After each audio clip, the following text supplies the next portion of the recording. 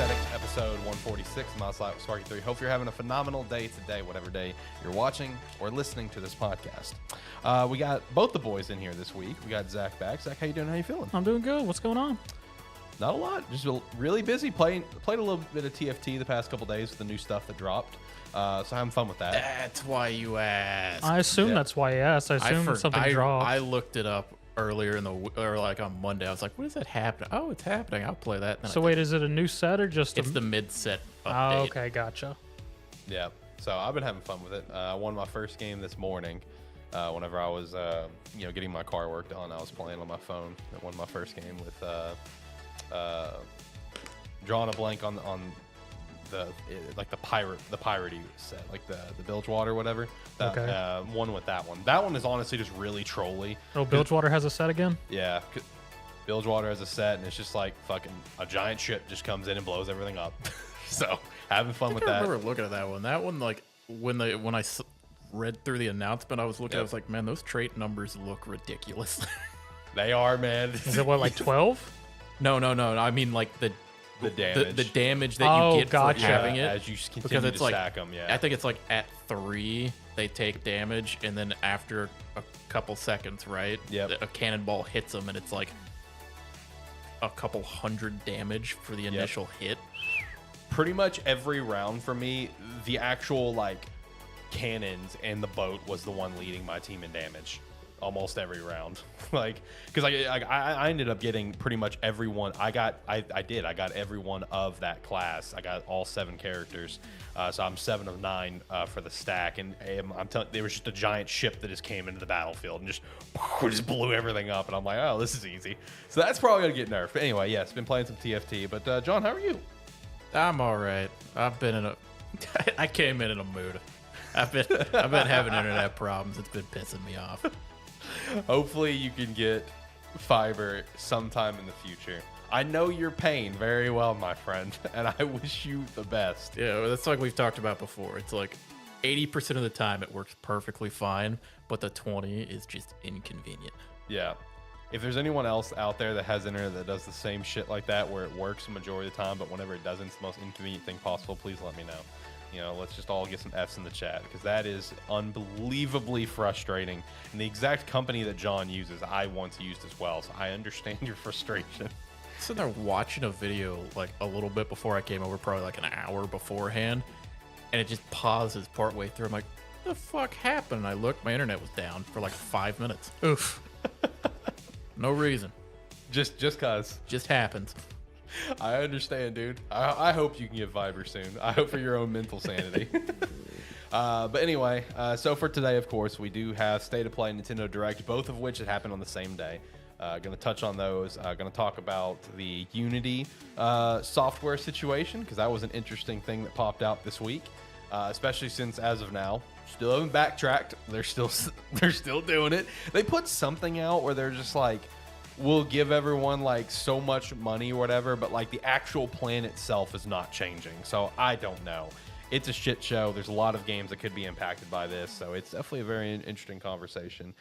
Plus, really, whatever else the boys want to talk about, what they've been up to, and then we just have multiple things throughout the weekly wrap up. But first and foremost, one thing I'll go ahead and get out of here now before I forget later on. Next week, I won't be here. I will be traveling for my girlfriend's little brother's football game. He's a starter. I got some college offers and stuff. It's a pretty big game next week. So I'll be traveling out next Saturday to watch the game and support. So the boys will be holding it down. So make sure to stop by, hang out with them, because I'm assuming both of you guys will be talking about Mortal Kombat. That's possible. But you Depends forget on- that Depends on what happens. Payday 3 comes out next week, too.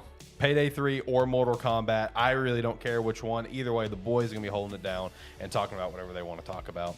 But then after that, the show will actually be on a break for the next 2 weeks. After next week, I'll be going on vacation. And, I didn't really want to make anyone like deal with the audio bullshit, whatever. Last year, Zach held set for me. He took care of it, and I appreciate that. But honestly, full transparency, we're taking a break for 2 weeks. I'm trying to delay when 150 comes out, because I've got something I'm working on to celebrate episode 150 of Gamesthetic. So I'm simply trying to delay that out a little bit. And the 2 weeks that I'll be out of state felt like probably the best time to do that. But then we'll be back after that talking about whatever we're going to talk about, whatever pops out in the next, the 2 weeks that we're off and all that stuff. But You know what, Alex? what? Last week you asked me when I thought there was going to be a state of play. Man. And I may have said before the end of October. I'm counting this as a win. This is a win. This is a win. I mean, the statement's not technically wrong. This is a win. I'm counting it. Yeah. No, it's a win. We got it. We got it. No, the one thing that was interesting about that, I was like simply trying to put something else on the thumbnail. Yeah. That's all I was doing. I figured. Yeah, like I knew there was rumors of a Nintendo Direct this week, whatever. I've been following that one. But State of Play, I mean, obviously I've been following rumors for like a month that there was another State of Play coming at some point, but I didn't actually hear anything that it was going to happen this week. I just threw it on the title just to have a conversation because like, oh, well, Direct may be happening. What about State of Play? But it was funny because it's like we do that and then I'm not shitting you, man. Like Monday, Tuesday, like in like Wednesday morning, I'm just seeing all these other YouTubers putting up like State of Play, State of Play, State of Play. I'm like, oh, damn, look at that. Damn, look at that. We may have been ahead on the curve kind of guessing on that one. But no, that's a win. We said it. That's a win. We got it. I mean, you went out there in the darkness. We'll get one sometimes. Yeah, every once in a while. Once on a blue moon. So shout out to that. But yeah. But anyway, let's actually jump into the State of Play. Because I basically broke it down into basically the few highlights. There was only a few. First up, I assume you watched it. Yes. You watch it? I've read an article. I didn't do either. Woo! I knew you guys didn't watch it. I know you guys enough that I just you guys gotta do, don't watch. I just got to do a run of the room every time we go through this. I didn't watch it live though. I will say I forgot about it. Here's the problem: is if I don't watch it live, you're not watching it. I'm not watching it. What I do is I go look at an article and I'm like, okay, is there anything here that catches my eye? Oh, let's go watch this trailer. I'm gonna be honest. I was off that day. I saw it pop. I had the opportunity to watch it and went, fuck that. Terrible. Terrible. Bad. I had had a day off in 2.5 weeks. I immediately went, fuck that. Bad. I mean, it was all right, though. I mean, I forgot it went live, if we're going to be completely honest. I was working around when it went up, and I completely forgot about it. I watched it like about 10 o'clock that night. I mean, it was okay. I will say, interesting choice leading off with Baby Steps. I know I mentioned it before the show to him privately. He didn't remember it. But for anyone that does not remember that game, it was revealed over the summer. Basically about a man-child who's been living in his basement who gets teleported out of his basement into the open world. And he learns to walk again. You know who's the developer of that game? God, I did. Who? The person who also made Getting Over It. Did you look it up? Yeah. Okay. Well, there you go. That's why you got to play it. Well, I'm not, but... I'll gift it to you. Cool. You got to play it. I don't. It's for content, man. You got. I mean, when you play Alan Wake, sure. All right, challenge accepted. You said that a year ago too. Relax. I'm going The remastered's come out too. I'm going to play Alan Wake. Okay, relax. But yeah, interesting choice leading off with that. But okay, but no, the main highlights, of course, Spider-Man 2. You know, had a big trailer there, lots of information dropped, just showing off the map size, all the different costumes and everything. Shout out to Tobey Maguire's black suit being in the game. That's cool. They did say it's gonna be like over 65 suits and stuff. I'm wondering how many are new, how many are. I don't expect every suit from the previous 2 games to come back, but I expect some. So I'm kind of curious how many are coming back. But and then each suit has like multiple color variants, stuff like that. They mentioned something about like customization for the suits. But they said it's just like, you can have over 200 combinations. I'm just like 65 suits. If you can fully customize them, I feel like you'd have a lot more than 200. So I don't know if it's fully customizable. So it's probably preset customized. Like there is 4 preset colors for each suit, but like, again, I don't, the way it was kind of portrayed is like you can fully customize them. I don't think that's the case. But, no, the game continues to look unbelievable. They showed a nice shot of like the lizard boss fight. Of Peter basically sliding up the building, trying to pull him back. I mean, it looks insane. This trailer definitely, graphically looked even better than it did before. I thought it looked good, but I know there's always going to be those haters out there bitching, about graphics or whatever. But, this one looked a tremendous amount better than even the previous one that we had over the summer. And then you had a very nice little surprise announcement. One that I don't think any of us saw coming, I was buddy. going to say, I actually saw an article about this and read it and went, what? Yeah. A Tales game getting DLC? They don't do that. They Yeah. don't. I mean, most Tales games DLC is like costumes, item sets. They don't actually get full story DLCs. Cosmetic DLCs are one thing that's been around for a while. Yeah. now. But full like expansion. post story like content that actually continues the story. I mean that's unheard of for a Tales game. I was about to say, this is, I think, as far as I can recollect, this is the first ever DLC we have. Usually it just comes out in like a I did standard edition of something or another where they Yeah. just release a new edition of the game. I did see an article that did basically say the same thing. It's like this is the first like official story DLC Yeah. for the franchise. And I gotta say, fucking nailed the timing on this because it's been like less than 2 weeks since I've been sitting there going, man, I should play Tales of Arise again. And now he has a reason to. Yep. So now I gotta start a playthrough. Yep. November 9th, man. It's not far away either. I mean, that's actually a really nice drop too, because Yeah. first they blow the Tales community away with a DLC, and then they're like, "Yeah, it's coming out in like a month." Yeah, that's the real nice thing. It's that like, just calls to John in every way. it's like it's great because they announce it. It's like, okay, well, great. Now I can go back and play the game again. And it's just far enough away where like casually playing it, I can get through everything I want to get done. Yeah. Yeah. So yeah, that's a never would have seen that coming. But Nobody happy- would've. Very happy welcomed. about it. Yeah, it's a very welcomed announcement. Only thing that makes me think is we're just gonna be a couple more years for another Tales game. Probably. That yeah, I mean that's also That's true. the unfortunate thing. And Yeah. I mean, unless they're just kind of like, hey, had the idea of, hey, let's do this for the first time, and then that'll kind of, because it's been 2 years. Yeah. So it's like maybe that'll hold people over for another year or so before we have the next game. Release our next anniversary game. Basically. I And know, hopefully it which- doesn't like flop like as Symphonia did. I mean, there's so many versions of Symphonia. I honestly don't think it matters. Yeah, Right. I mean, that game's been released a bunch. Yep. I think it's the Tales game that has been released the most. Because I can't think of any that comes close to it at the moment.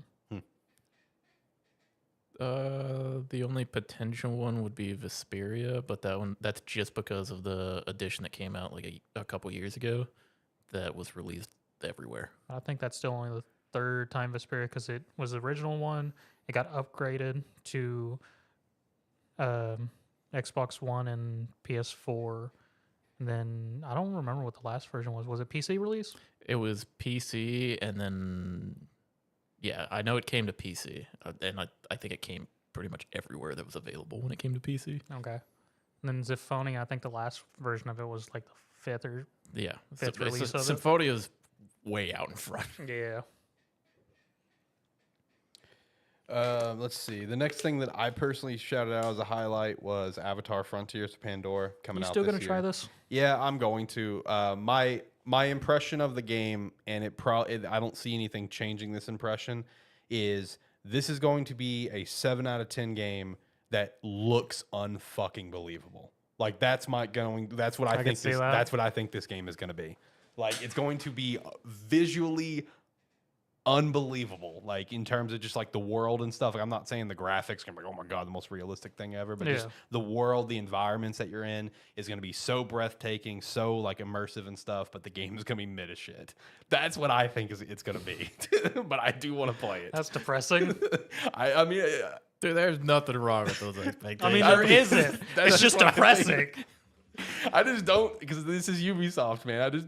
It's going to be a Ubisoft game with Avatar paint Yeah. on it. I mean, It's going to Yeah. be mid, yes. also based on the little we saw, it doesn't look anything special. Yeah, I'm telling you, I don't think it is. It's just going to be visually appealing. Ubisoft got all their hits out, and they're just continuing with those, and then we get other things. They have their format, and they're going to continue to pound that format into the ground. It's that simple. So, Yeah. either way, I do plan to play it in December when it comes out. It's on my calendar, but I'm just fully expecting a 7 out of 10 game. And then it did end off with Final Fantasy VII Rebirth with a release date. I forgot to grab it. I think it was, end of February, I think is what it was. So that's actually not too far away. So shout out to that. I still have yet to even play Final Fantasy VII Remake, but hey, shout out to Final Fantasy VII Rebirth getting its release date and stuff. Woo! Shout out to that. And then the rest of stuff, like I said, baby steps. We had Roblox coming to PS4, Ghostbusters VR, Resident Evil 4 VR, Resident 4 DLC Separate Ways, Ghost Runner 2, the Deep Earth Collection, which is new controllers and plates. It's like a blue, a red, and a silver, but you can't convince me otherwise from that general like video. The silver to me just looks just like the normal PS5. It's like the slightest bit different, but whatever. Hey, Zach. So By the time they finish remaking Final Fantasy VII, what year do you think it's going to be? I mean, because this is going to be the second one without another offshoot yet. Yeah, that's the key word. May have and another offshoot. And it was 2018? Is that when the remake came out? It's I don't somewhere remember. around that time. I don't remember. personally. I mean, if they're doing it, because I never actually played remake, so I don't know what content it added and what it was technically be about. But if they're doing one for each disc, 2032. Yeah, that seems about right.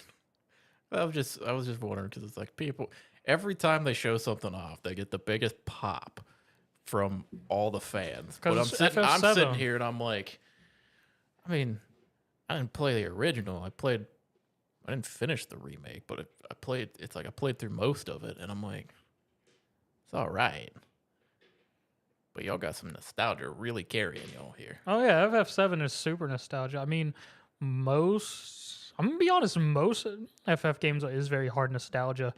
I mean, they're still enjoyable. I mean, I have most of them, and I've played through most of them. Oh yeah, I mean it's a fun time to play, but it's one of those where I'm like, man, I don't. When it's coming in installments, I don't know how you continue to get that excited about it, knowing it's gonna you're gonna play through part of the game and then have to wait 5 or 6 more years. I'll be honest. I mean, I did actually see a bit of the trailer of where the Sephiroth stuff, which was actually really nice. I'll be honest. I mean, it is just nostalgia thing, and I think it is just the fact that 7 is one of the more held up ones there, and just seeing what we got with the remaster of added content, redone content to a better extent, and just the hype of what else will we get, what other extra content will we get, how nice will old content look now. Yeah. I guess it's just from the perspective of someone who never played the original. Yeah, it's endlessly fascinating to watch people get so excited knowing that it's going to be the middle section of the game. And we're hoping they give us more for the middle section. Yeah, it's just one of those where I'm like, I don't get it. Yeah. I don't get how you get that excited over like part of the game. Right. But I mean, you're getting it, and you're getting the final version, but it's gonna be a few years. So yeah. I mean, it's still cool. It's just fascinating to The me. real question is, so once we get all 3 parts and whatever other side stories, how much is going to be the version that has all of it in one set? That's going to be the great question. But that's gonna come as a collector's edition. Correct. Yeah. Where you get like statues and maps and stuff and everything with it. Fancy So, still case. Yeah. Yep. Yeah, you're gonna get a fancy steel case with no games in it, no discs or anything. Nope. Digital code. But it's gonna be fucking pricey. Yes. Oh, yeah. No, the game came out in 2020. So the next one, see, the thing is, like, for the next one, would they launch it at the tail end of this generation's lifespan or just the beginning of the next generation's lifespan? That's going to be the question, because that'll dictate when it comes out. You know what I mean? Because I think the next generation will probably come like to 2028, I think is where what it's going to be. I would almost think they would still put it out on the tail end and then do another version for the next gen. Okay, kind of like what they do with Remake then. Yes. Yeah. So, yeah, maybe 2020, anywhere from 2028 to 2030 is when the next one will come out. 2032. That's, yeah. In my head, I was thinking 2030. Yeah, somewhere in that range is when it's going to come out. Or it's like that's when we're gonna have the complete edition. Yeah, that's when you'll have. Until we get the complete edition, I do not consider it done. That's fair. Yeah. Yeah. Which is where that thought came from. I was like, I don't know, but It'll be fun to see like we were talking about the full edition and see what they end up throwing together with that. Because I would Right. assume it would be the set of remakes, maybe Yuffie stuff. I don't know if they would add Ever Crisis to it. I feel like they would, just for the full feel of it, you know. But because it's a whole prequel thing and a whole separate story, I feel like they would leave Ever Crisis out. That's fair. Yeah.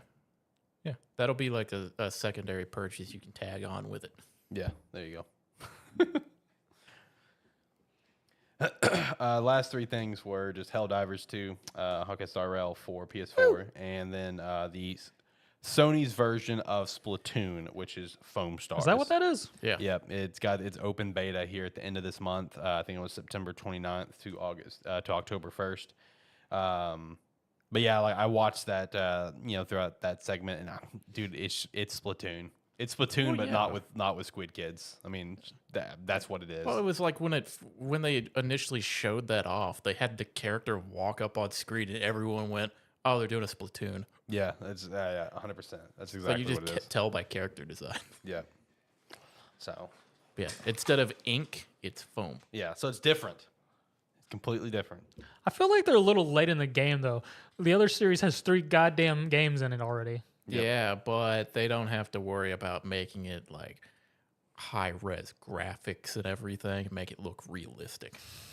And that's what makes it stand out.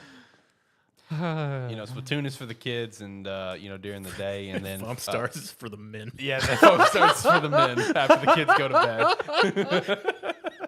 bed. So there you go. Well, I want to commission that now. That's Put that on a shirt. I just see a 4-panel now of a kid plays Splatoon, their parent kicking him off, them go away, look, and just see Foam Stars on the screen. it's Foam Stars time. Let's go. Oh, jeez. No, overall, though, State of Play was okay. It's still not this big one that's everyone's fucking talking about. At this point, I'm convinced the big one doesn't exist. But, I mean, it was fine. I mean, God Tells a Rise for you. Yeah. That's pretty sick. Spider-Man still looks great. Avatar looks 7 out of 10. And Final Fantasy fans got spoon-fed their stuff. Yeah.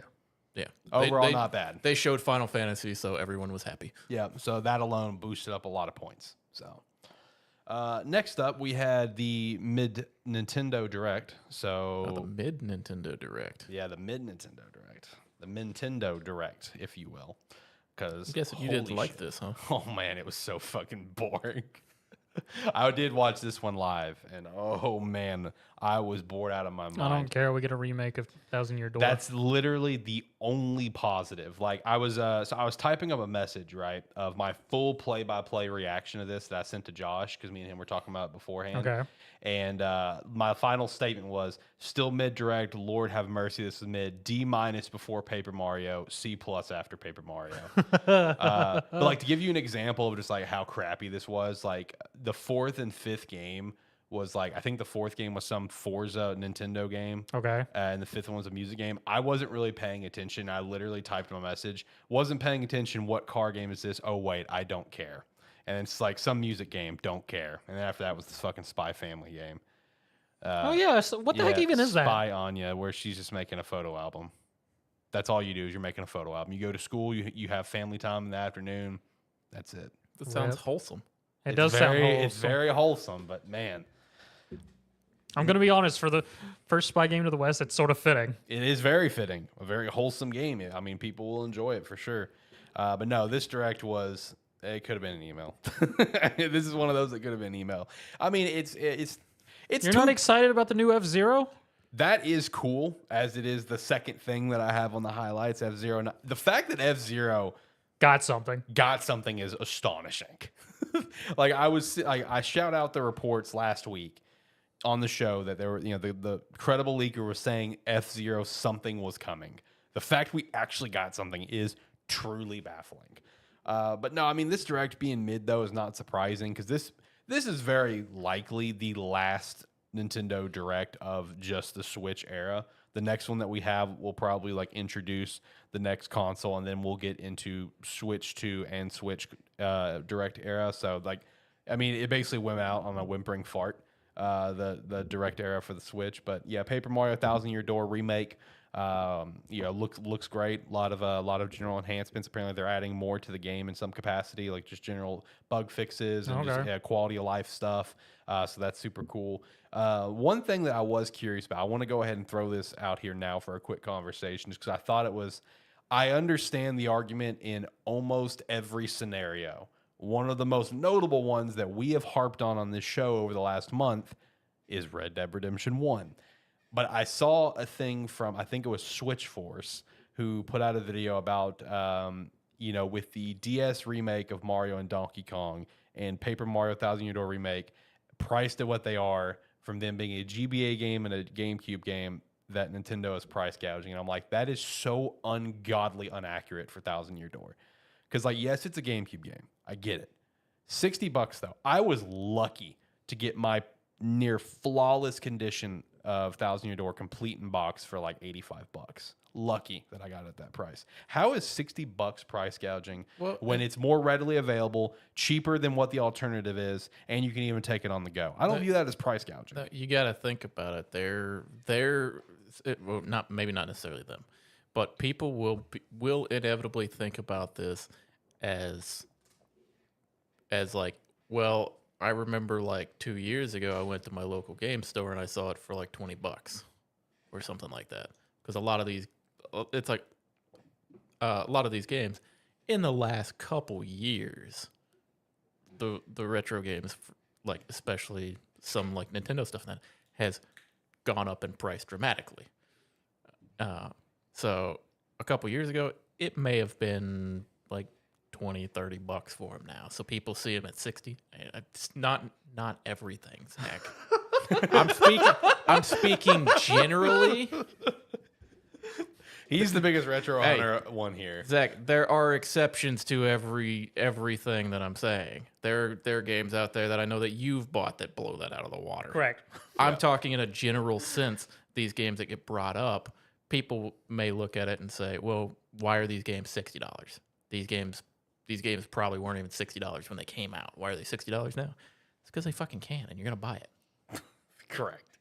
Like, I mean, my big thing here, which I agree with you on that, and just overall remakes and things like that. The fact of the matter is, they're questioning Nintendo.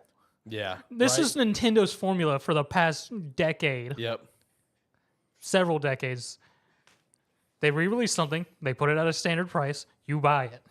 I think one thing that I didn't watch their video, so that's on me if I'm off on a lot of their video, but I definitely saw all the reaction on Twitter, plus them defending their take on Twitter. So I got enough of a gist of what they were going for. But one thing that kind of that bothered them about this price is the fact that Metroid Prime Remastered was launched at $40. The Pikmin 1 and 2 combo was launched at $40.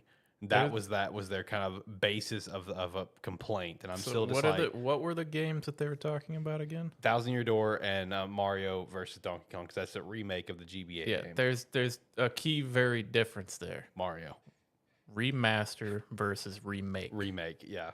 Remake is a new game. Remaster is the old game brought up to like current standards or Nintendo current standards. Right. So it's a very big difference there. A remake has a full team dedicated to completely remaking the game, which means it's going to be a new game price. Right. Remasters sometimes come out as new game prices, but typically we want to see those a little bit cheaper. So yeah, it's like that's the looking at you, Red Dead. It's like fucking Red Dead, man. It's like that. That's the biggest takeaway there is a remake versus a remaster. The remaster should always be cheaper than the remake. Yeah. No, I mean, it was just baffling me, that take, especially when you look at the Thousand Year Door prices. I saw people pulling up on Google and like a quote tweet. It's like, yeah, let me just go buy Thousand Year Door on GameCube real quick, and it's like $300, $180. It's like, let me just buy that real fast. No, I'll take my $60 copy. I feel like the guy's take was just unfortunate because of the chosen games. Yeah, I know. That's kind of what I was saying is typically a lot of the games that Nintendo will come back and re-release or remaster or something. You could go down to your local game store and get it for like $15-$20. I feel like his take on the Mario vs. Donkey Kong's probably accurate. That one I think is probably fair. then again, since it's a whole remake, it's probably going to be an entirely new kind of game versus what we know as Mario vs. Donkey Kong. Yeah. From the GBA.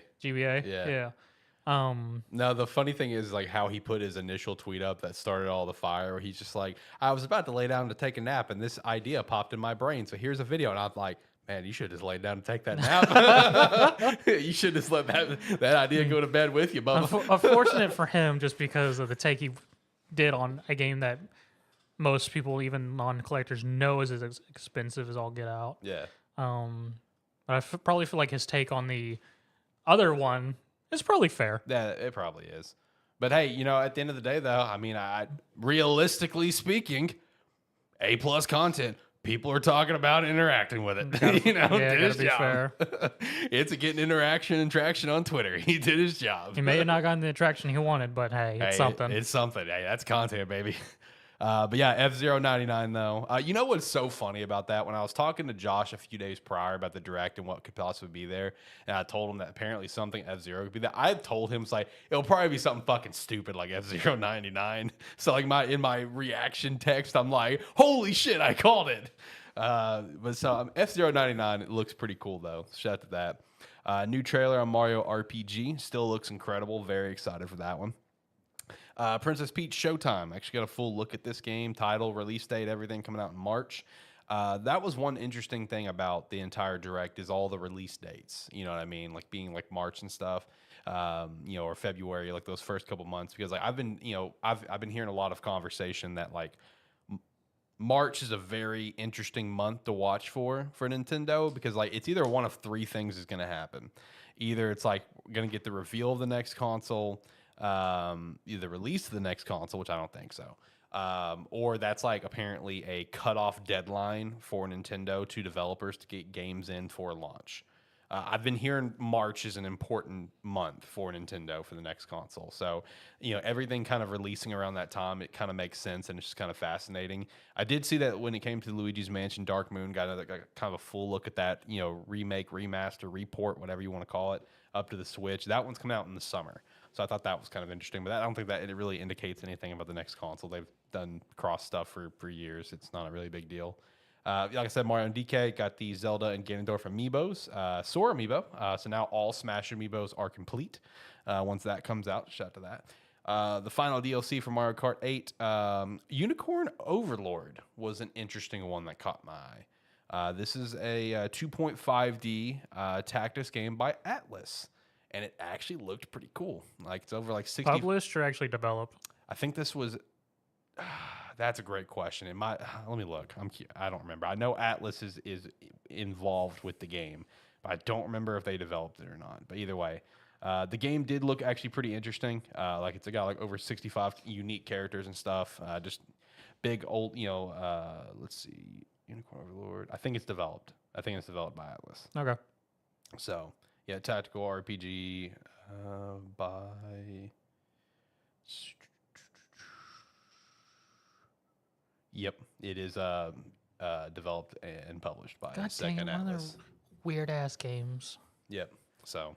Because there's a shit ton of Atlas games that has Atlas name on it. It's a bunch of random things they came out with. Yep, Sega's publishing, Atlas being the dev. So, no, it actually looks pretty cool. That was one of the few random ones that kind of caught my eye. Eowyn Chronicle, is that how you pronounce it? Yeah. Okay. that one getting a new game. I've never played one, but the On trailer, Game Pass. The trailer looked pretty sweet for this one. What are you looking at me for?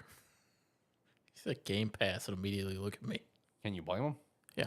Why? There's no need for that. No need for them shots. I guess I should have kept it on Alex, seeing as he's the one who said he wants to play it. I mean, yeah. No, I mean it looked pretty sweet though. From there, the rest of it, Splatoon 3 side order that led off the show.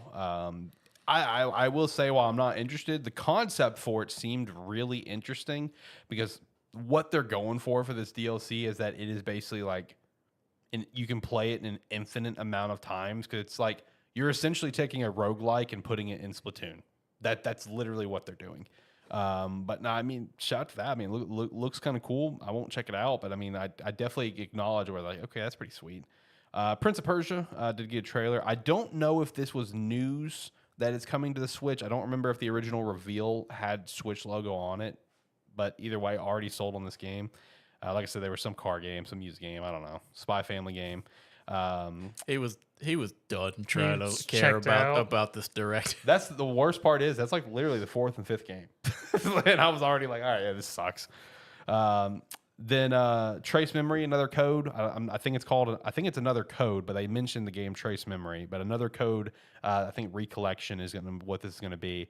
This is a DS game that is getting remade, as well as a Wii game that never came over to the West, all being ported into one little collection. Looks like a pretty interesting narrative experience. Might look at it eventually. I don't know. We'll see.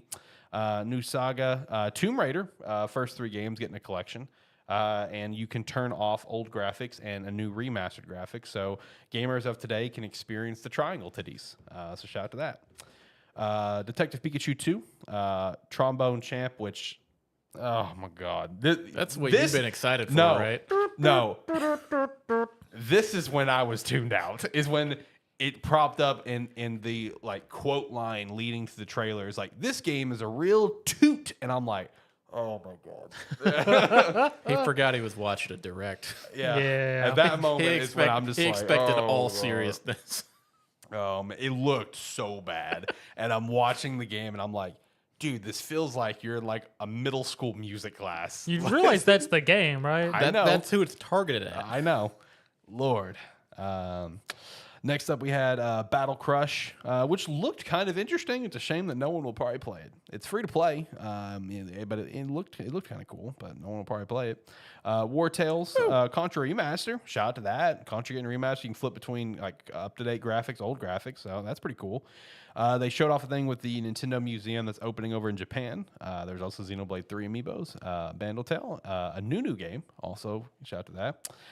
WarioWare. God, I'm tired of these fucking games, dude. Give Wario the game he deserves, man. Give Wario another Wario Land or a Wario World. Those are the games that he deserves, not these stupid fucking WarioWare games.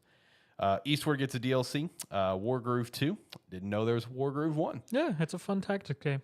Did not know that. Dave the Diver coming to Switch. And then a new Among Us maps. That's basically the Cordyceps, in my opinion. So, bunch of mushroom stuff. And that was the direct. Mid as shit. Definitely could have been an email. This is one of those ones where it's like, do what John does. Yeah, just go read an article. You wish you did what I do. Yep. It's like I wish I read an article. I watch directs that I know exactly what it's going to be about. Oh man, this one was a rough one. This one took some. Because even the ones that you like are focused on a central point, still hard to watch sometimes when it's not just them talking about directly what's happening. Yeah. No, this one was a rough one. This one was a rough 40 minutes to sit through. Like I said, it's if this is like the last direct of this current Switch's era, they're going out in a whimpering fart. I mean, this one was boring as hell. But I mean, what do you expect? We're at the end of a generation. Yeah, it's all right. All right. Next, let's get over to Unity. All right, this burning pyre. Man, whoo, buddy. Oh, I shit. don't see the problem. Calm down. Tell that to the down. 3 developers who've already said, "Hey, our games are gone on this date." Yeah, January 1st. Cult of the Lamb is one of them. Yep. Cult of the Lamb said, come January 1st, they will delete the game. R.I.P. From being purchased. Such a good game too.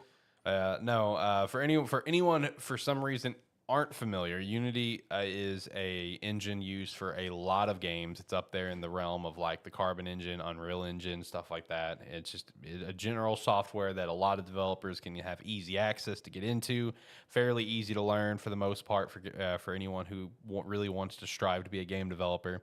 But they recently, just this past week, they released a new pay-per-install plan that will begin January 1st, 2024. The fee applies when both revenue and download amount is hit. So, man, just across the board, this just really fucks over a lot of indie developers, just with the approach they're taking for this. And it's all broken down, basically per the plans that you can purchase or have for free or whatever. It's like the Unity Personal and the Unity Plus, for example, 12-month revenue and install threshold, $200K. And once that's hit, it'll basically be 20 cents per install. Doesn't matter how many installs, like it's 20 cents if you have one, 20 cents if you have a million. it's gonna be 20 cents across the board if you're on the personal or the plus plan, which that can rack up a lot of money really quick, and they have it that way to try to also incentivize you to get one of the higher tiers, further paying them more money. Because like the Unity Pro, the 12-month revenue and threshold is 1 mil. And then for the installs, it's like 1 to 100K, it's like 15 cents. 100K to 500K, 0.75. 500K to 1 mil, 0.03, and then 1 million plus, like 0.02. And then the enterprise, which is like, this is what big studios are pretty much going to be having. It's like the 12-month revenue installs is still 1,000, and then the price just goes down just a little bit. Like 1 to 100K is 12 cents.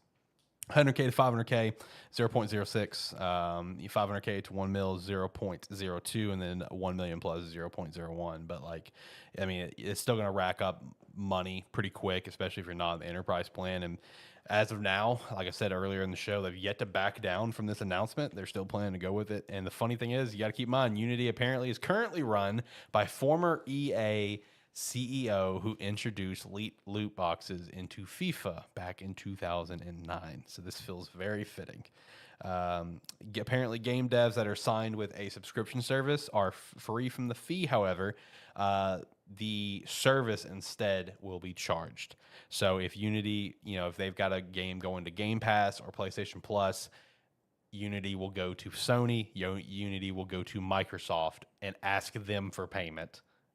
Which good luck on that one. I'm sure Microsoft and Sony or Nintendo is gonna get right fucking on that, because this also counts for demos. Demos count for this. Yeah. So like I know Nintendo doesn't have a service like Sony or Xbox, but like Nintendo does have the game trials that you can download for. So that counts for this 100%. And then just some notable titles that shout out, like Hollow Knight, Silk Song, Cult of the Lamb, Among Us, Pokemon Go, Pokemon Brilliant Diamond Shining Pearl, which they've sold like over 20 million copies. Yeah. Tunic, Outer Wilds, Citizen Sleeper 1, and the second one that's in development. I know Zach's a big fan of that first one. Genshin Impact, Honkai Star Rail, Marvel Snap, Fall Guys, Cuphead. That's just starting the list of pretty notable games that this engine's built off of. Yeah, because this affects any game ever made on Unity, not ones currently being made or going to come out. Yes. Anything that's already released that made on Unity is also being affected by this. Yep. So like even games that developers may no longer be around. Yeah, exactly. Like, this is such a shit show, man. And the fact they haven't backed down from this is honestly astonishing. But hey, like I said, it's one of those things where that EA CEO is just like, oh, I'm sure it'll be fine. Then they have to close offices because they got a credible death threat. Hey, in terms of money making ideas, fucking top tier, brilliant. In terms of working with people who are actually using your engine and whatnot, pretty big dumpster fire. Yep. I mean, that's basically what happens when it's like when the person at the top goes, yeah, we're kind of like an industry standard. They have to. It's like they kind of have to go with us. Let's charge the shit out of them. Which, if you look at it, I mean, it seems like not a lot per charge, but the fact of the matter, it's per install. So anytime it's installed, people uninstall shit all the time. I was going to say, I'm the worst person for this too, because I will install a game, play it for a day, uninstall it, and then like 3 weeks later, download it again. Yeah, so I mean, this can rack up excessively quickly just because of that. I mean, because it is every time it's installed. How they're tracking that, I'm not sure. See, I'm not sure either, because a lot of people immediately brought up concern. Oh, great. A random person that fucking may hate our guts may install, uninstall. And like Unity kept copying and pasting the same statements. Like, we have special things to prevent fraud, to detect fraud. And we know when that's going to happen. It's like, are you though? Like, I don't know. I don't know how the fuck they're tracking it. Because, I mean, really, the only thing I could really see that make this just a little bit easier on Unity is just having full transparency of how this system is going to track things and whatnot to developers. I don't think it would help the situation a whole lot, but it would still give more peace of mind to developers and things like that. Yeah. I mean, I think at this point, for peace of mind to developers, is they're just going to pull their games and move to a different engine. I mean, at this point, yeah. I saw some people making general comments about this, where it's just like, the next Hollow Knight that's been in development forever, whatever, that someone made a joke that said now it's going to have to get delayed even further because they're going to have to move it to another engine. And apparently, like the lead developer of that game liked that comment, and that person that put up the original post, like, I'm sorry, guys. I mean, it's not wrong. I mean, it's a very shitty thing for developers and whatnot. I mean, it's sort of like, A lot of people are jumping ship. I mean, my comparison to it is from a couple years back, Patreon. Yeah. Whenever they changed the whole subscription fee thing, and like it was going to charge any patrons like several cents for each one of someone was subscribed to their Patreon account and whatnot, which it was a giant shit show. It was a very similar thing of just people who were giving money to patrons was going to get charged like a cent amount for every single one, and people immediately started taking away all their patrons and whatnot because like they had like $1 patrons and whatnot, and they weren't going to get charged like 10 cents for a $1 thing when they have like 50 of them. Right. And one thing I thought was funny, because this is what you need to do, the best time to do it, is Unreal immediately jumped in on this. I bet they did. Oh yeah, they're jumping in on this and putting their stuff out. It's like, Unreal is pretty easy to get into. Here's a little tutorial for you. It's just Carbon Engine is another engine that's used for a lot of different things as well. And basically the man who basically made the Carbon Engine himself, MVG, Modern Vintage Gamer, he put out there that Carbon Engine will never do this. Like it just won't. It's just stupid. It's bad for gaming. It's bad for the gaming industry. And now since this has happened as well, Unity's like I think gone down like $30 on their stock prices. Not surprised by that at all. They're mine. I mean, I don't know, man. This is the same man that introduced loot boxes. So This why are we surprised? may be the death of Unity. That's what's unfortunate, is that this could be the killing point for Unity. In the past couple years, we've seen examples of like game dev companies pissing off their player base, thinking that they're too much of an immovable force. They're like, people will just deal with it, whatever we do. And then really learning quickly that's not going to happen. Now we're seeing it on the other side. Yep. Now we're getting to watch like companies go, what are they going to do? Go use a different development software? And then they're just seeing the response. It's like, I think they're either going to have to back down, or like Zach said, this is going to be the death of them. Yep. I agree, and honestly, I don't know if they're gonna back down, man. I really don't think they are, because they released multiple follow-up statements where it's just like they're not even attempting to back down, where they're just like, we apologize, clearly we're not thinking in the right direction, as we've seen studios do this when they've make some dumb decision. No, they're just like, there's a lot of confusion. Here's a full breakdown of why we're doing this. It's like, you're not helping your case. Here's a full breakdown that's going to make you just as mad. Yeah, because like the article on the site, whatever, like it was originally just like a pretty short article, like here's what we're doing, whatever. And then the edited article, it has, for articles, has a little thing on the top, tells you how long of a read it was. So like the original article is like a 2-3 minute read, and now the new article's like, this is a 10-minute read. I'm like, yeah, I bet it fucking is. 10-minute read just to further piss off your developers. But no, I mean, I think this is the death of Unity if they don't back out. But hey, shout out to Unreal though. Unreal's fucking sweet. Like I'd rather just everything be on Unreal anyway. Unreal, in terms of like the software, the engines that is just available for anyone to use. What engine is Baldur's Gate on?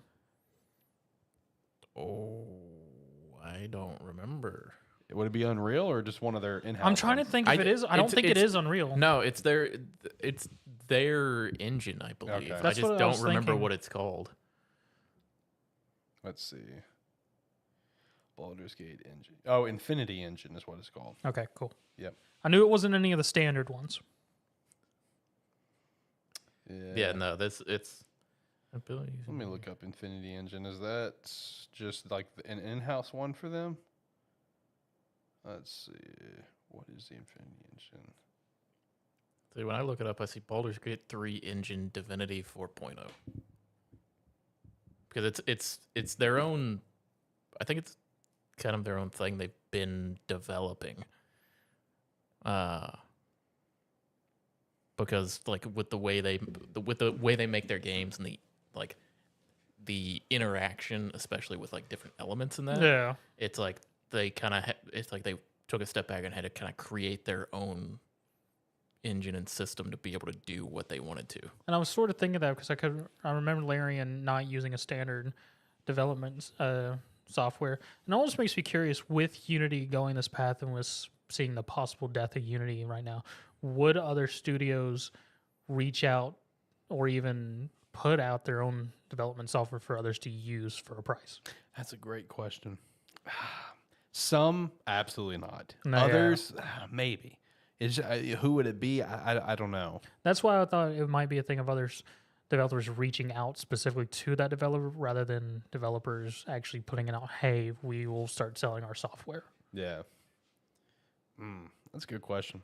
Or the other way, would more developers look at making their own software for use? That's also a good question. Kind of like the Carbon engine. Yeah. I don't think that would. I feel like would be my Hail Mary just because That's- there is softwares that are readily usable. I feel like if that's the case, it's going to be more smaller studios, more independent stuff like Alarian, where they're building it like they have an idea of what they want to make and they're building it specifically for that. For their setup, yeah. Yeah. Because it's like Larian, they make a type of game, so they built their system to make that type of game. Kind of like Bethesda with their engine. Yeah. So it's like I could see like a company that's more focused on one type of product being like, okay, let's design our own thing to do this better. I could see that happening, but overall, like I don't see a lot of, especially big developers doing it. Yeah, as I said, that's my Hail Mary just yeet into the universe thing, but No, that'd be interesting though, because there's a lot of great engines out there. You know, Frostbite does pretty well. You know, the Forza Tech engine is pretty solid. Whatever Bethesda engine they have, I mean, it's solid. No doubt, especially the new revamped one. Starfield is the first game under the new engine. So, I mean, yeah, I mean, that would be an interesting thing though. But no, I mean, this very is likely the death of Unity unless they end up backing out like later this week or a couple weeks after. But I don't know, man. With how they I mean, they stood 10 toes down when the backfire started coming in. So I don't know if they're gonna back out, even with stock prices going down and stuff. I don't know if they are gonna back out. Which shout out to that, I guess. This is gonna be a dead ass company in a couple years. So unfortunate. But no, that was a hell of a funny shit show to follow on on social media this past week. Just all the backfire from it. Everyone across the industry kind of just jumping in. Again, like we mentioned earlier, like devs threatening to delete their game off services to be unavailable, like Cult of the Lamb and stuff. Being one, who knows what's going to happen with Silksong? Who knows what's going to happen with Hollow Knight? Second game. Question about how that's going to work. If they delete their game from being able to be purchased, what about the people that have already bought the game? That's a good question. Because they should still have access to it. So to be able to install. Are they still going to be charged for like whenever somebody installs that? Based on how Unity talks, yes. They're going to find any way possible to get money out of you. Unless whatever way they're tracking this requires access into that system's downloads. Yeah. Because the only other thing there would be similar to how PT worked. So once it was off the market, it was no longer downloadable. So anyone who bought it and has access to it. We about to learn a lot about how digital games work. Yeah. If this goes through and people start are. removing their games off service, Yeah. it's going to become very quick. Yeah, we about to learn a lot. We might be realizing real soon that people aren't gonna like digital games. Because it's very bringing that question up. There's very likely going to be a second backlash depending on how that works. Yeah, if Either by the player base or by the game developer base. yeah, it's like there's either about to be a bunch of unhappy players or some developers that are not going to be too happy just because they're going to continue to have to pay for installs and stuff for it. Yeah. But if they delete it and the game ends up being gone for people, oh, that's going to be bad. That's gonna be a whole second wave. That's gonna be some spicy conversation come beginning of the year for us. Oh boy, No, you're right. We're gonna find out real quick about the digital game stuff. Just cross your fingers that Unity holds the line so we can have some gigantic content come at the beginning of the year. Yeah, facts. Facts. Oh, dude. What a wild situation this past week has been with the Unity stuff. So I'm going to continue to watch this throughout the week and see how it goes. Anything that you boys want to chat about? Anything you guys have been up to? Anything special? I played an hour of Starfield. Oh, okay. You Look actually at played you it. go. Let's chat to that.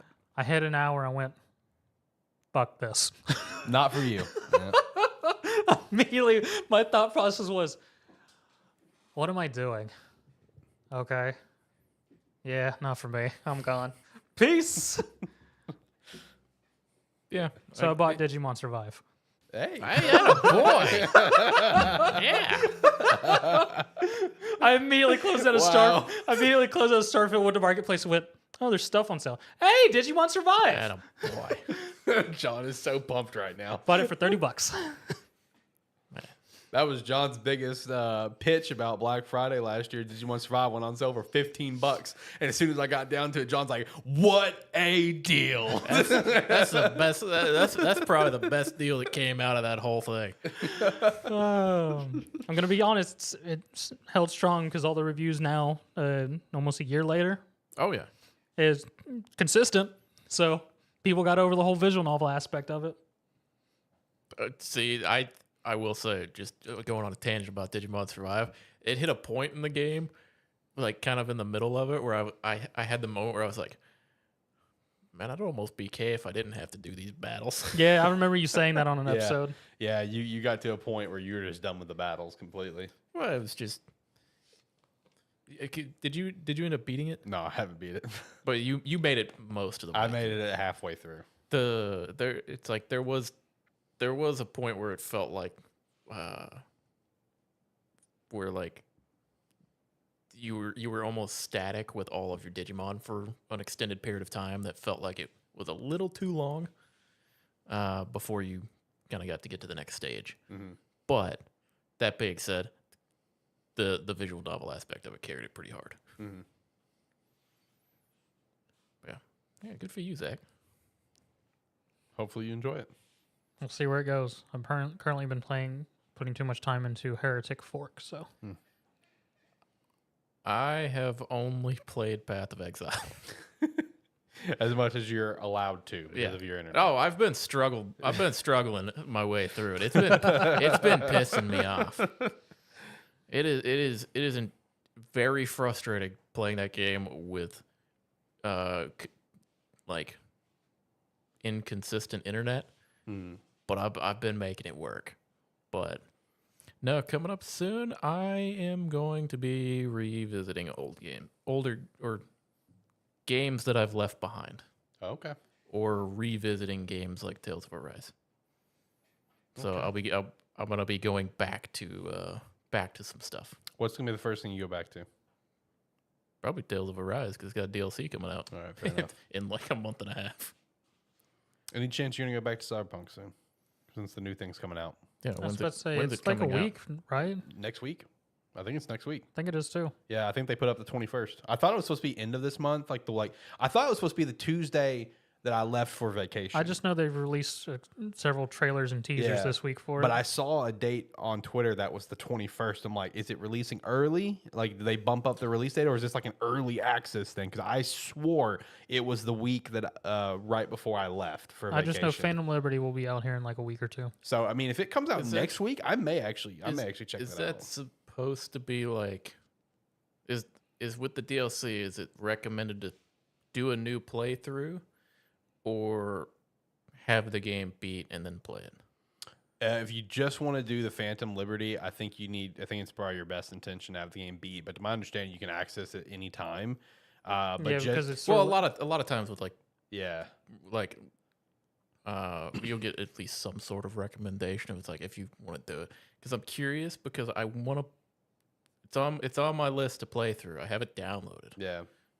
Personally, I would do a new playthrough because of how much they improved the base game. That's what I was wondering, but from my understanding, the whole Phantom Liberty thing is like a side story to the main storyline. So I mean, it's put in there like, hey, we're gonna go do something else for a moment. So it's not like a outside experience. I mean, you can play it if you've already beat the game without much issue, just maybe slightly odd. Yeah, no, I was just wondering because I was gonna do a new playthrough anyway. Yeah, but I was that's what just I wondering wanted if to I do. wanted to delay it until Phantom Liberty came out, or do it beforehand and then just play through the. But in terms of chronologically, it's taking place during the main Cyberpunk story. Yeah, I'll probably wait for it to come out and then play it again. If it comes out next week, I may check it out. That's been my intention from the beginning because I almost started it like 6 months ago, and I was like, wait a second, what's the point of playing it right now? If that's gonna make me not want to play it when the DLC comes out. Right. Too much stuff. Yeah, there's a lot of stuff coming out right now. 'Cause I gotta try to figure out how to play Tales of Arise, and then I gotta play Cyberpunk, but then Payday 3 comes out, and Spider-Man comes out. How'd you like the beta? Because I saw you and the others jumped on it for a little bit. It's a little janky as fuck. I mean, yeah, but it did feel nice with some of the new features and things like that. That's one thing I talked about is like trying to do the heist quietly is interesting because the different stuff that you have to do Yes. is random spawns, Yes. which makes it interesting. And it makes the stealth portion of the game a lot more interesting compared to at least when we played 2. I don't know if they changed it, updated it all with later releases, seeing as we haven't played in like 8 years. Yeah, but it was interesting. We didn't end up doing a silent heist during the beta. We got pretty close. We were starting to get pretty close to it, but we didn't end up getting it done. Someone ended up getting seen, so we probably did 5 to 7 runs. Yeah, and failed 1. that's not bad. Mm-hmm. My main takeaway from the Payday was just the fact that they got rid of the whole heavy and light system of how armored or gunned up you are. That I think that's gonna be. I don't know if we really know that necessarily because we didn't have a whole lot of like armor or anything. I mean, there was just a couple variations, and I mean, you call in a grenade launcher. How do you do that? So more or less, once you get up that bar, which charges by doing successful picks or killing people, you just hit. I think it was V was the default key, and just randomly. What was the original key? V. Was that bound to anything else? I don't know. Because I rebound some shit and I didn't know. I never knew how to do that, and I was too like stubborn to look it up. I say it's V. I only ever used it once because I mean it really wasn't necessary unless you were on overkill. Yeah, no, we I mean, it was pretty fun. I mean, it wasn't too, at least like on base difficulty, it wasn't too hard to get anything done. Even on base difficulty though, you can very much get overwhelmed. Yeah. Very quick, especially in the final aspect when you're trying to get to the car and get out. Yeah, no. If you're anything like, the average Payday player where you have to take every single bag and every single bit of money that you possibly exactly. can. You know how'd you like the lock picking the safety deposit boxes now? It's so much better. It's so much better. So much better. And then there's also perks if you go into the tree that's focused on stealth and lockpicking, that makes it even quicker. Yeah. Because I got into a game where I had someone else who had it, and where it, more or less, if you hit the action key once, it immediately just unlocks it. So me and him went through those lockpicks like nothing. Those safety deposit box was nothing. Yeah. I'll be excited to play the game when it comes out. I'll probably be picking it up on Steam. Yeah. But that's next week, right? Yep. Yeah. It's like I'll probably be picking it up. I think on it's Steam actually available in early access right now because it was like if you bought the gold edition, it was like 3-day early access, and it comes out on the 21st, so Tuesday. Okay. But yeah, it'll be It'll be fun. Not the 21st, whatever Tuesday is. I want to see the other heist because I do want to see the other heist. I'm curious where the story is since Bane supposedly became president and we have a new handler lady. Yeah, I don't know. Because Bane was the guy who was always in your head. Yeah, it'll be fun to play. I'm curious about. Really, I kind of want to see like like you mentioned, like the light and heavy armor. Mm-hmm. I want to see what options we have on the full game Yeah. because we had like 7 weapon choices or something Yes. in it. I got rid of the assault rifle very quickly. I was the shotgun guy. How do you feel about them allowing? This is now going to be a payday cast, everybody. Before we even get close to ending the show, the fact that you could buy weapons multiple times for different customizations. Didn't notice that. Okay. Cool idea though. Cool idea. Well, there. actually, it's cool idea, bad implementation. Because if you want to have something like that where you can have various iterations of it, you should just be able to have presets on your weapon Correct. that you can do with it. I didn't notice that you could do that. Yes. That was the first thing I noticed when I hit level 2 and could buy the shotgun is that I bought it and I could still purchase it. And I went, that's why it gives us so many slots for each thing. So we can customize the weapon multiple times for different loadouts. Yeah, I mean, strange, but I guess it makes sense. Like if you want to, depending on how trying to do the heist quietly and that, if you want to have different setups for your weapons. Because you have loadouts and then you have different weapon setups. Yeah. And then also, thank God money's not going to be a grind. No, you get money super fast. But oh, what was I gonna say? Oh, what'd you think about having to make sure that you stocked up on like medic bags, ammo bags, or something like that? Because if you went into the highest and selected one, Yep. it's consumable. Yes. So then you have to go back to the store and buy more of them. Yes. Also, the UI, like the menu interface, was that? Did you find that annoying at all? Like just the menuing in game. A little bit. Bad if it's bad if you were doing co-op. Was it? Okay. It was laggy. I didn't do co-op. I was just simply solo. So I mean, it wasn't too bad. I did feel it was a little janky compared to Payday 2's UI that we eventually got to. But I mean, it wasn't a big hindrance for me. Yeah, I will say I was a little surprised that it didn't have VoIP. It's like it almost feels like it's a game that would work really well with it. Yeah. Understand why they might not want it. But you know what the alternative is? Is the fucking like wheel of talking options, which I don't know how it was for you, but for us, it just turned into a trail of people sneaking down the hallway, and every time you saw a camera, 4 people pointed at it. Yes, So exactly. There's a camera. It's 4 people. There's a camera. You turn around, go the other direction. There's a camera. There's a guard over there. One person points at it, and then everyone else goes, yeah, I got to go ping that now. The only thing I didn't like about that ping system was that, and I don't know if there's perks or whatnot, the lines are not necessarily visible through walls. So even if people hit it, you have to see it in your visible range. So like if you walk through a door and there's a guard that someone's pointing out, it doesn't necessarily show you through the wall. Yeah. Which was sort of janky. Yeah. I assume some of that's just because it was what they said was an unexpected additional beta. Yeah. So assuming some of that was probably old. Because they wanted to server test it. Which is what I was telling buddy I was playing with. I was like, I'm assuming this is old. I'm assuming this is gonna be a little cleaner when it comes out. Hopefully. If not, quality of life update eventually. Yeah, that's what patches are for. Yeah. That's what patches are for. I mean, overall, just from the initial bank heist and everything, the overall system and everything, I very much enjoyed it. Yeah.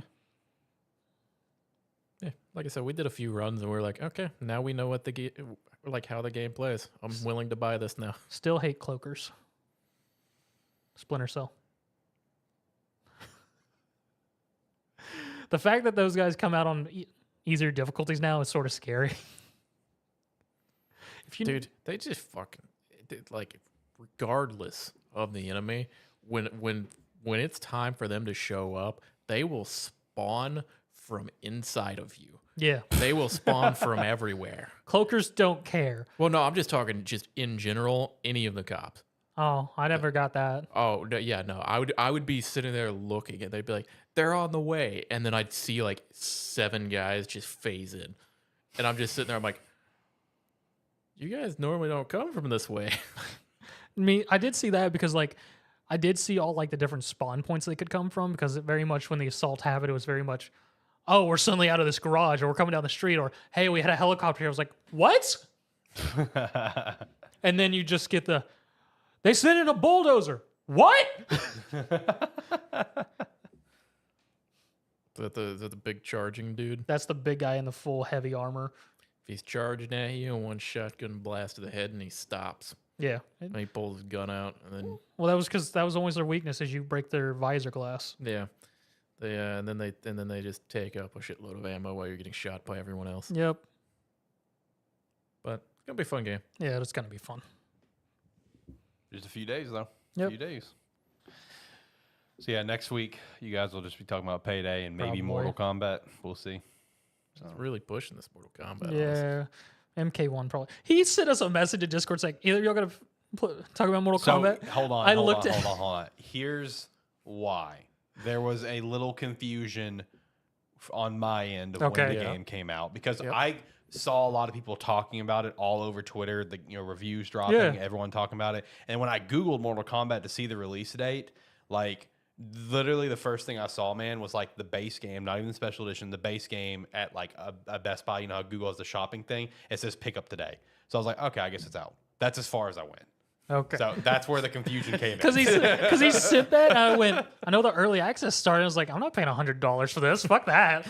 I was sitting there, I was like, bitch, you think? There was a confusion on my end of when I thought the game came out. Okay, I'm not paying attention to this fucking game. So, my bad. Also, it's really sort of dawning on me the new generation prices of when the best editions are all like 110. I'm going, damn, that's sort of rough. Right. You guys got anything else? If not, we can hit the weekly wrap up. Get out of here.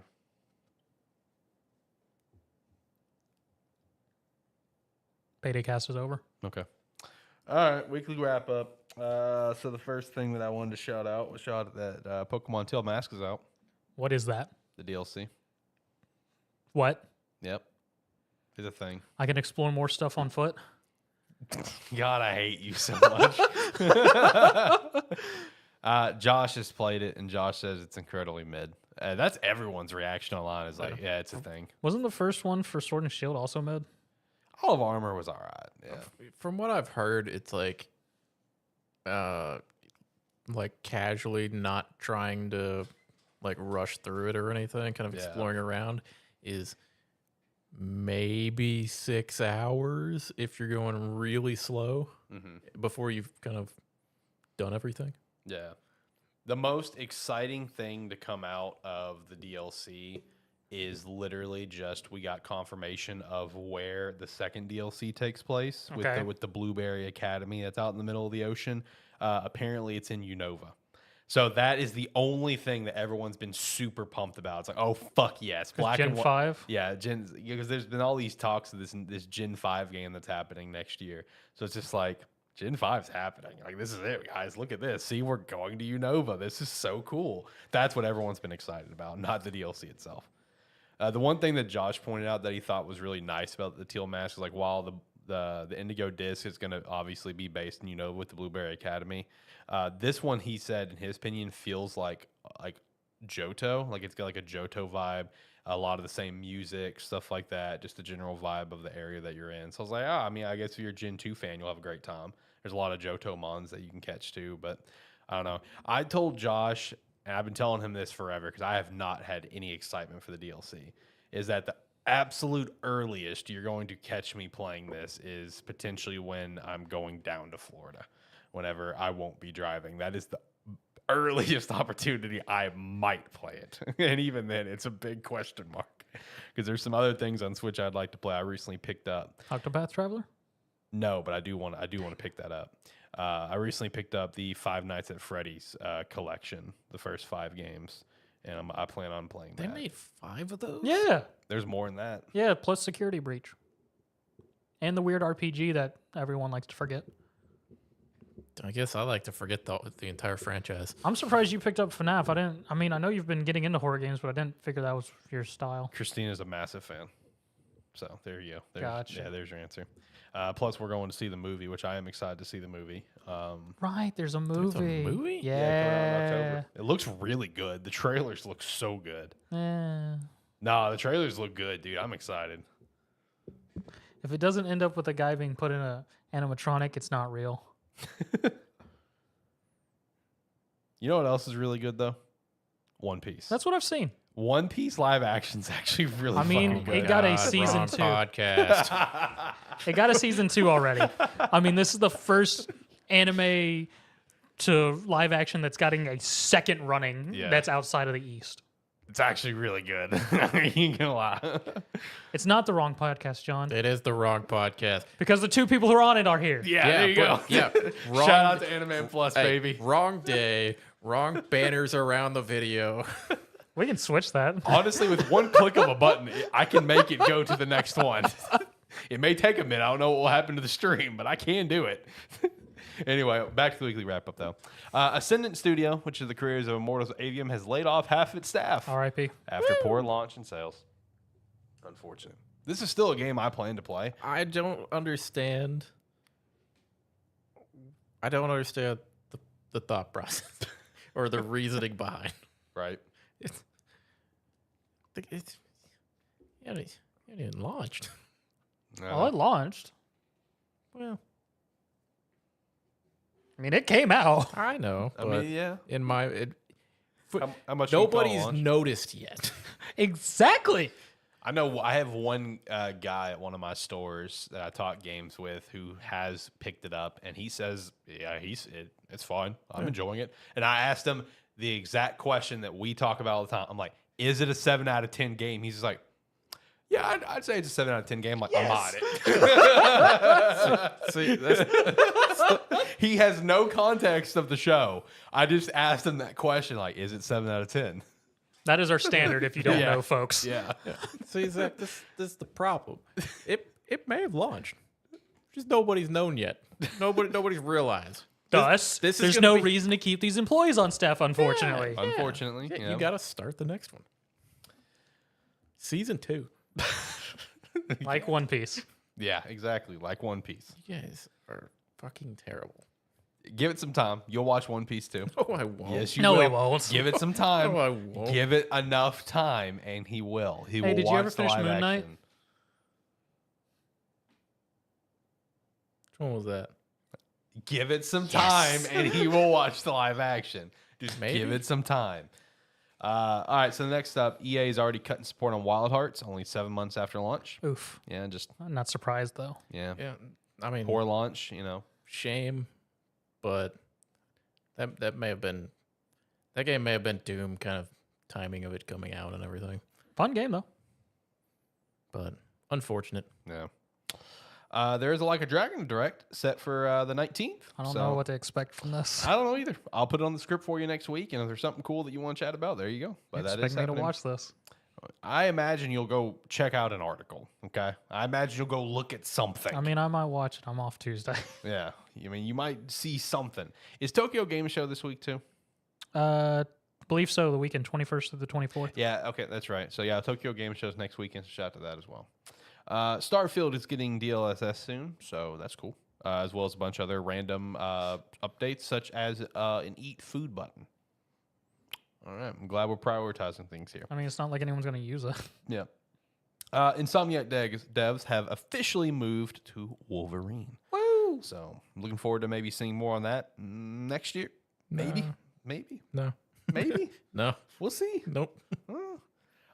There was an Apple showcase this week. The only reason this is on the script because this was really fascinating to me.